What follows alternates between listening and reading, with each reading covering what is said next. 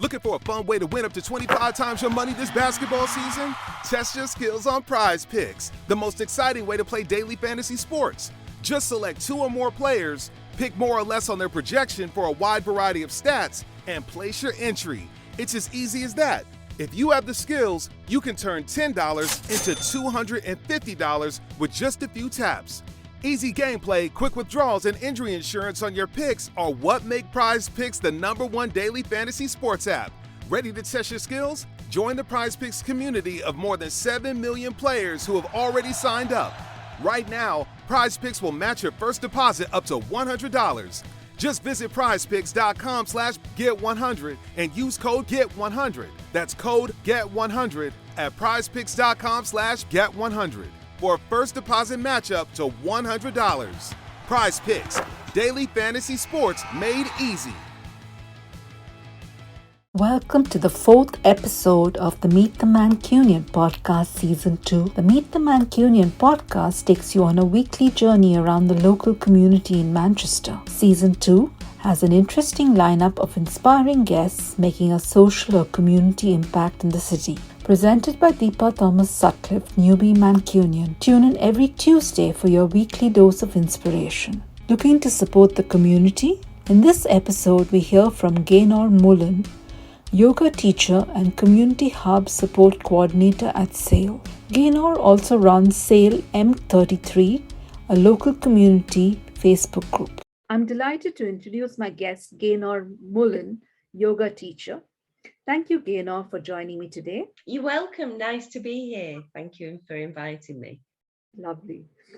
Tell us about how you found your passion for bringing yoga classes to all. Well, I came to yoga fairly late, in my late 20s. I'd been to a couple of classes previously in my 20s and just not really got it. And then I went to the class of a wonderful teacher called Sigrid Ellison. And I think that first class, I just walked out of there feeling 10 feet tall and like I had this glow around me that I couldn't explain. I just felt wonderful. And it just kind of felt like my body had been waiting for my whole life to discover that. So I went to Sigrid's classes for a few years, and then I decided to enroll for the teacher training. And I didn't initially intend to teach at that stage. I just wanted to know more, learn deeper into the subject. And it was a 2-year teacher training. It was quite intense. And then I think by the end of it, by the time I qualified, it was like partly, well, I haven't gotten through all that not to teach. And partly I just thought, I've got to share it. You know, everybody needs yoga. It is for everybody. So yeah, but I think there's always a bit of a imposter syndrome about me, even after 14 years of teaching, whether I still, part of me feels that I shouldn't really be a teacher. I'm no good. But yeah, I've taught from the very young to the very elderly. And it's just wonderful seeing people coming out of a class with that same glow, that same change in their posture, their demeanor. I want to spread it as wide as I can, because I think it's so important for us mentally and physically to keep moving, especially as we get older, and moving in such a safe way as well. I must say that that glow is very visible on your face, and while listeners can't quite see it because this is an audio podcast, I hope that's captured in the picture we'll be using, and I'm sure you'll be talking more about that. Oh, thank you. Can you tell listeners how you started your local Facebook community group, SAIL M33? So the short version is, after a couple of glasses of wine on a Friday night, I was aware of, through my involvement in various things in the Stretford community, I was aware of their local Facebook community group and how powerful it had been for creating real change within the town and bringing people together. And at the time, we just didn't have that same feeling of community in Sale. Sale's obviously grown so much throughout the years. I was having a look at the figures before. In the 1980s, when I was growing up, there was about 55,000 people in Sale. At the last census done in 2011, there was 134,000 people. And I think in small villages, everybody knows each other. Everybody knows exactly what's going on in the village, who does what. You know, you'll go to the local shop, you'll speak to people. The information will be there on a community notice board. And so there is a real sense of community in small places, but the bigger places get, that sense of community can get lost. And through my yoga teaching, I was already involved with some charitable organisations and things. And I was aware of a lot of great things going on in the community that nobody knew about. And basically, I was talking to my husband one Friday night, and we were moaning about the fact that there's nothing in Sale like there was in Stretford. So it was like, right, let's just do it. And overnight, it grew to, I think on the first day, it had grown to 1,000 people, 1,000 members. And it just snowballed from there. We had no idea what we were doing to start with, but it snowballed. We've now got 25,000 members, and it's been such a brilliant voice for the community, and it really has sort of brought that sense of community to Sale. Shows that it was probably a need that was being unmet. And the moment you set it up, if 1,000 people came up overnight, it means people are constantly looking. So absolutely, it felt like that was what we'd all been waiting for. I love it. I think more Friday evening inspiration then. Can you tell us about any challenges you might have faced either in the Facebook community group or in your yoga classes, and bringing that to everybody, making it accessible? What are the key things that you think were perhaps lessons learned that others could learn from? Yeah, so I think the Facebook group, the response took us a bit by surprise, and never having done anything like that before, and seen behind the scenes of social media, it was quite overwhelming. So I think we learned quite quickly that doing it alone was too much, because it does take up a lot of time. So we have a great team now of 9 admins, which is brilliant, because it's finding the right admins as well with the same vision as you. And we had a couple of stumbling blocks along the way of that, but now we have a great team who all share the same vision and get on really well. And we can, when things get a little bit frustrating, we can all bounce things off each other, and yeah, it's kind of like managing the content of a Facebook community group. I kind of see it like editing a magazine. You have to decide what feel you want that group to have, what content you want it to have, and of course the content is from the members, but you're filtering that, and yeah, it's a good group. It's been hard work. And in terms of challenges in yoga, I think it's, I mean, we spoke before briefly about, I used to run a community interest company called Wellbeing Weekdays, to provide free and accessible exercise classes to hard to reach people. And so people in more deprived areas, people with health conditions, elderly people, but those people are called hard to reach because they are hard to reach. And so we've had some success with that. But I feel that we could do so much more. I mean, through my current role as a community support hub coordinator, you know, I meet people with a lot of health issues, a lot of mobility issues, and a lot of the time I find myself thinking, if only I could get you into yoga. Maybe one day you can integrate that as well. Yes. Well, I'm hoping to start a chair yoga class soon, because through the pandemic and seeing how elderly people, particularly their mobility, has been affected, a general yoga class would be no good for them. So I'm hoping to start a very gentle chair yoga one to help, you know, the less mobile. Just love that. That's really interesting. Tell us a little bit about how you got involved. What inspired you? Well, what inspired me to start the Facebook community group was, so I used to do a free class in Stretford, a free community class in Stretford, and at the time there's a beautiful listed building, Stretford Public Hall, which was formerly used as the town hall, but it needed a lot of work, and so the council had put it up for sale for £1. And so all developers were bidding for this building,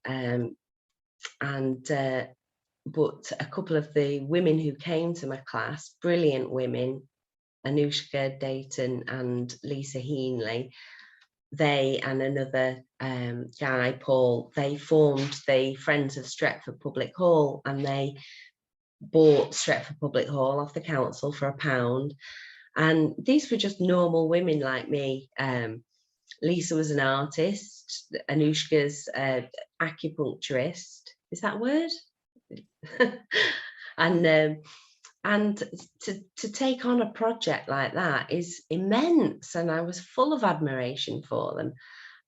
But they did it, and from the word go, they involved the community, and the community response to it was incredible. Everybody was buying shares to enable them to completely renovate the building. And now, I think it was last year, the renovation of the ballroom upstairs was completed, and they have all sorts of things going on there.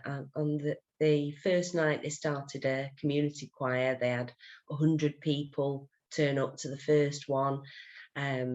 They do screenings. I help them set up Wellbeing Tuesdays there at a later date. So when the funding for these classes finished, we kind of left it that, okay, when the public hall's up and running, then I'll start a yoga class there. And so I help them set up Wellbeing Tuesdays, and they have a variety of donation-based classes: dance, meditation, chair aerobics, and of course yoga. And but seeing the way the community responded, and they're reliant on volunteers. They have a massive team of volunteers, and made me just think, well, why haven't we got that in Sale? And it was one of those, well, if it doesn't exist, create it on a Friday night after a couple of glasses of wine. Like all good ideas, right? I love it. So tell us about who you currently help and support. Again, I leave it to you. You've got so many different areas you're working on. So if you want to talk about through your work, if you want to talk through Facebook, or you want to talk through your yoga classes. So, well, through my work, the Community Support Hub, we were one of the 6 response hubs in Trafford, set up by Trafford Council at the start of the pandemic, to help people access food, medication, to provide a listening ear, because of course everybody was so scared and didn't know where to turn to start off with. And so So the Sale one was taken up by an organisation called Our Sale West, and they're based in Sale West Community Centre. Sale West is a more deprived area of Sale, where there's a high density of social housing. And so Our Sale West took on the community hub role. And so I came to that quite a bit later. I've been there about 13 months now, 14 months. And so that the role has changed over that time, because of course nobody's shielding anymore now. We're sort of more involved with the after effects of the pandemic. So we're helping people with sort of poverty and isolation and things like that. And we do a lot of food provision. So we have a food bank there. We run the bread and butter thing there, which is a weekly thing to get your shopping at a low cost. So people pay £7.50 and they get the week shopping for that fresh food. That's really good. It's a charity. I think they're based in North Manchester, but they've got hubs all over Manchester now. So yeah, we support. We also deliver 30 meals a week to vulnerable residents that wouldn't otherwise get a home cooked meal, and perhaps wouldn't get any contact with anybody other than carers. And we do a food share there on a Friday, where we pick up short dated stock from the supermarkets and just hand it out. People come along, bring a bag and fill up with shopping. So yeah, the community hubs are, even though we're past the worst of the pandemic now, the councils are looking at their existence longer term and how they can support the community going forward. And so in terms of the Facebook group, I think, it's there for every single individual member of the community. They're a great source of information, people knowing what's going on in the community. They're brilliant for local businesses as well. My husband went for a haircut at a local barber's last week, and somebody had posted about this barber's a couple of weeks before that. They posted on the group saying, "I've just been here, they're really nice." And when my husband went, the guy told him that his business had doubled since somebody had posted on Sale M33 about it. So that's really nice. And of course, charitable organisations raises their profiles, lets people know what support is out there for them, and just it's that sense of community as well. It gives you that feeling of community. In a big town where you might not know many people, you get to know them, even if it's just on social media and you've never known them. You get to know their character, and so it's really nice. It just creates that feeling of community that we all need. That is lovely. Can you tell us about what impact you'd say you'd made so far? You just talked about a lovely example where, a little local business, the barber's shop, got so much business from that platform. But in other areas, or in that area, in the area of your Facebook community group, what impact would you say you made? Yeah, so I think there's countless examples like that. I mean, there was one. We've currently got the regeneration of the town centre going on, which is really exciting for Sale. It's the town centre hasn't really matched the demographic of the town for a long time, and now it's really, there's loads of new restaurants and bars and new shops coming into the town, and that's been fantastic to see. And I don't know if you've heard, there's a pasta place in Altrincham called Sugo, and if you get the opportunity, it's gorgeous. And they wanted to move to Sale, but because of the pandemic, the banks weren't keen to lend them money, so they did a Kickstarter campaign, and which was shared, and I think the people of Sale really wanted to go because I think probably within about a week they'd raised £60,000 Wow. to be able to. So it was like, okay, so we're opening in Sale. And Nice. well, it's also the little things as well. Thousands of reunited cats and bank cards, and the little acts of kindness that you see on there as well.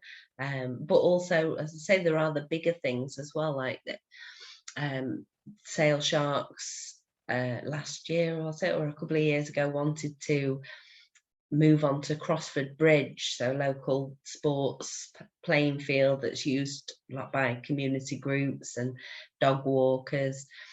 And often you kind of think it's a done deal when these things are proposed. You think there's no point in fighting them, but actually, the community was really strongly against that, and so the move was rejected. So it was like, wow, that's a really good victory.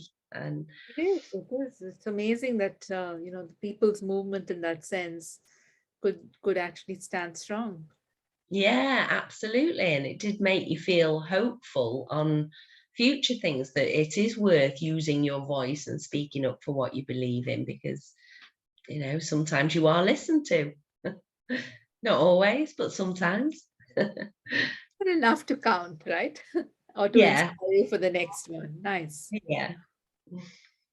So, how can interested people reach out to you and learn more? So I do have a website, gaynormullinyoga.com, which is actually under construction at the moment. I also have a Facebook page for my yoga, Purple Haze Yoga. What advice would you have for people looking to start a similar movement in their local community? So, But I would say to anybody, if you see something that needs doing, if you see a gap, something that doesn't exist, just go do it. You'll learn everything as people think they can't do something because they haven't got the knowledge, but often you'll pick that knowledge up as you go along. So if you want to see something, be the change that you want to see, as the saying goes. so I'm going to switch gears now to what the signature questions I ask all my guests. And I'm going to start with, what do you love the most about Manchester? I think Manchester's a beautiful city. It's got stunning architecture, and a real changing face as well. When you go into Manchester now, it looks very different.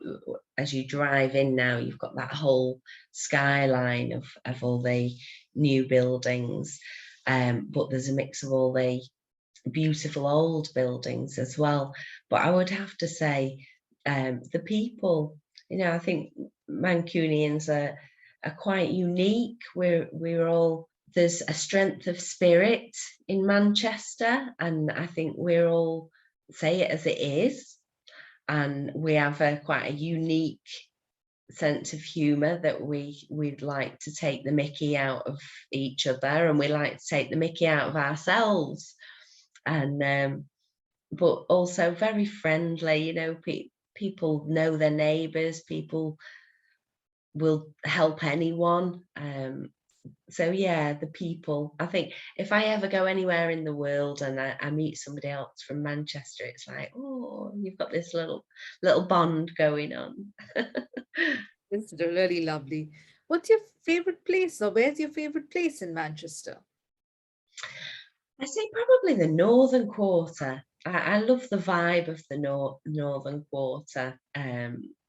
It's just such a cool little area, and Affleck's Palace as well, because that's been there so long, and it's a place of nostalgia for me. As a young teenager, I used to get the bus into town. So we always call it into town as well, even though it's a big city. If you go into Sale, you just go into the shops. If you're going into Manchester, you're going into town. And yeah, I used to go and spend my earnings from a part-time job on crazy earrings and things from Affleck's Palace, and it's still there and it's still going, and it's still got that alternative vibe to it. I haven't heard of it, so I think I'm putting that on my list. It might be something to check out. So it's a test like Definitely. Perky store, or what's Affleck's Palace? Yeah, so I think it's over three or four stories.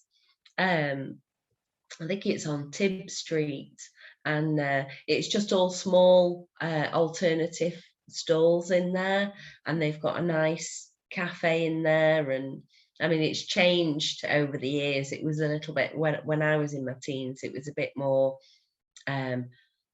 goth and punk, whereas now it's changed a little. But yeah, it's all independent traders in there, and it's just got a really funky vibe. It's a great place. What's the most important life lesson you've learned? I think I turned 50 last year, and I think you learn a lot of life lessons by then. But I think that the most important life lesson is to find the joy in every day, and because it is always there, and it's not in the big things, it's not in the fancy holidays or the possessions, it's in the little moments. It's in the sitting in the garden listening to a bird in the tree. It's in the connection to another person, a shared conversation and laugh together. It's all those little things, and they are there. I think, life is a series of highs and lows, and I've been through some really difficult times in my life, but when I look back on those times, I never see them just as a really difficult time. I also see the joyful parts of those as well. We've had family bereavements, and when I look back, I see the bond that it created between those of us who were feeling the same grief. So yeah, I think the joy is always there to be found, and we're only here for such a relatively short time as well. I think a lot of the time we think life will be better when. Well, it isn't. It's here now. We're in life, and so find that joy every day. I would totally relate to what you're saying, because I was just thinking in the pandemic, especially, I used to travel the world, let's do so many things. And you realize that your joy came from, your family, your dogs, just the really simple things in life. And like you said, a beautiful bird in the garden, squirrels running by, or just looking at the beautiful sky, and that gives you so much joy as well. So yeah, absolutely. There was so much, even though there was people were dying, obviously it was a terrible time in that sense. There was so much beauty as well, wasn't there? And when we slowed down and were able to see that, we all did really appreciate it. well, thank you for sharing that. If someone wrote a book on your life, what would they title it? See, that's a really hard one. Firstly, because you don't know how other people see your life, do you? And also, I think we evolve all the time, don't we? And the person that I was in my 20s was very different to my 30s and 40s.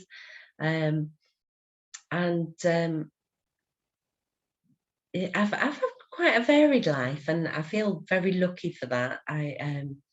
I was at an age in my early 20s where the rave scene in Manchester had just started. So I was part of that, and that was such a memorable time. And again, it was the connections with other people. It was just, I was glad to be there for that part of history.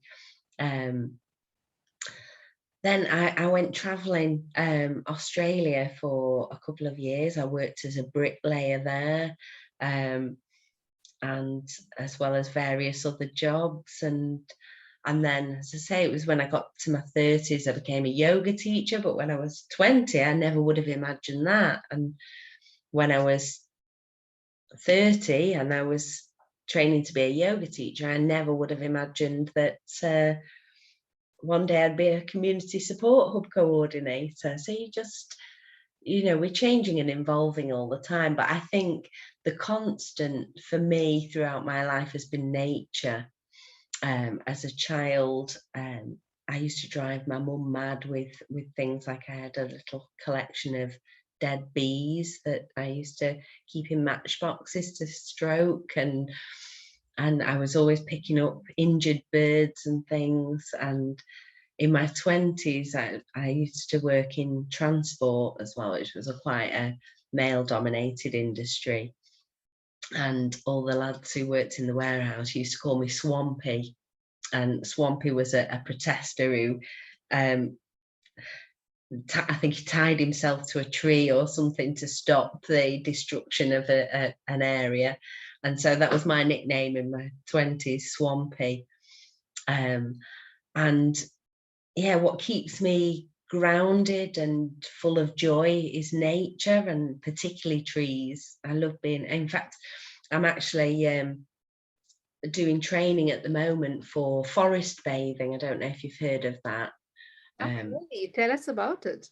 So it's not, everybody always thinks it's going to be bathing in water, but it's not. It's based on a Japanese concept, and it's bathing in the atmosphere of the forest. So it's just going about going into the forest, being mindful, connecting to nature, and it's had proven health benefits, physical and mental health.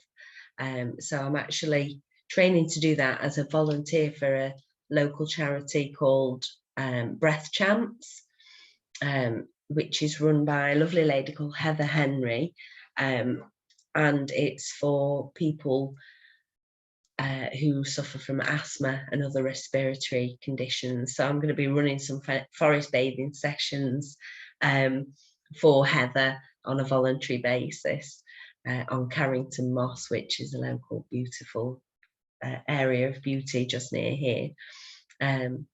So I would say, in terms of a book title, it might be What Swampy Did Next. It brings your love for nature, your love for trees, your a throwback to your 20s, and a little bit about your future, which is forest bathing. So beautiful. Yeah. So before we end, is there anything I've not had a chance to ask you about that you'd like to share with listeners? Well, now that you ask, I just mentioned Carrington Moss. I could mention that to raise awareness. That's so Carrington Moss is an area of beauty in between Sale and Carrington, and it has natural peat bogs there, but they're currently looking at developing that area and creating industrial units, and I think 6,000 houses, wiping out this whole green belt pretty much. And so there is a movement against that called the Friends of Carrington Moss to try and stop the building on this greenbelt area. So if I can mention that to raise awareness, I could. So if anybody's interested in finding out more about that and involving themselves in the effort to stop it happening, there's a Facebook group called Friends of Carrington Moss. So you can have a look and read more about it on there.